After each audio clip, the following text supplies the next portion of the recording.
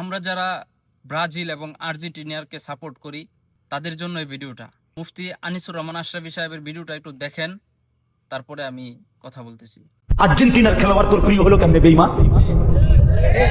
এই মুসলমানের বাচ্চা বল বেটা, এখন দাঁড়ায় বল বেটা, কোন কাফের বেঈমান, কোন খ্রিস্টানের বাচ্চা, কোন ইহুদি, তুই মুসলমানের ঘরে জন্ম নিয়া তোর রক্তে মুসলমান মার রক্ত, তুই কেমনে ওই বেঈমানের মতো সাজবি? এই বেহায়া বল বেহায়া, তোদের যাদের চুলের ঘুম বল বেটা, এখন দাঁড়া। ওই বেঈমান তোর পছন্দ হলো কেন? তোর রক্তে ইসলাম নাই বেটা? তোর মা মুসলমান না? তোর বাপ মুসলমান না বেটা? তোর দাদা দাদি মুসলমান না? ওরা সব বোকা, তুই চালাক হয়ে গেছ বেটা, তুমি পণ্ডিত হয়ে গেছ। কোন বেঈমানের অংশগ্রহণ করলাম? কেন সাজলা বেঈমানের মতো? তোমার নবী নাই, তোমার রাসূল নাই, তোমার আল্লাহ নাই, তোমার নবী সাল্লাল্লাহু আলাইহি সাল্লাম চুল রাখে নাই? কথা বলে না কেন? আল্লাহ নবীর চুল ছিল কিনা? নবীজির চুল মুবারক ছিল কিনা? তিনি চুল রাখতেন কিনা? তো তিনি কেমনে সাজলেন? এটা আমার পছন্দ হয় না কেন? নবীর সাহাবী সোয়া লাখের চাইতে বেশি সাহাবী, লক্ষের চাইতে, ওনাদের চুল ছিল না মাথায়? তো ওনাদের চুল কেমন ছিল তার কোনো বর্ণনা নাই কিতাবে? তো তুমি দেখো না এটা? তোমার ধর্মকে তুমি এত বড় বেইজ্জতি করলা কেন? প্রিয় ভাই, আপনি ব্রাজিল করেন, আপনি আর্জেন্টিনা করেন, তাতে আমার কিছু যায় আসে না।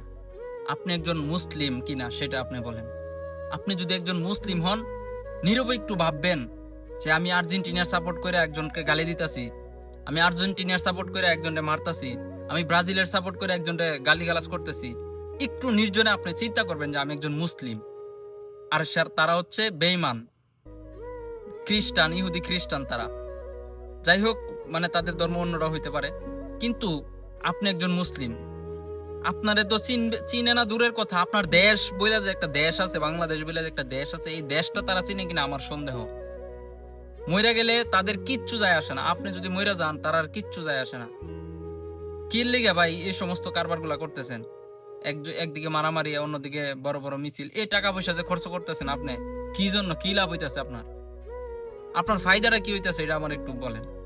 আপনার কেরিয়ার নাই, আপনার কাজ নাই, কর্ম নাই, আপনার ফ্যামিলি নাই, কি জন্য আপনি এগুলা করতেছেন?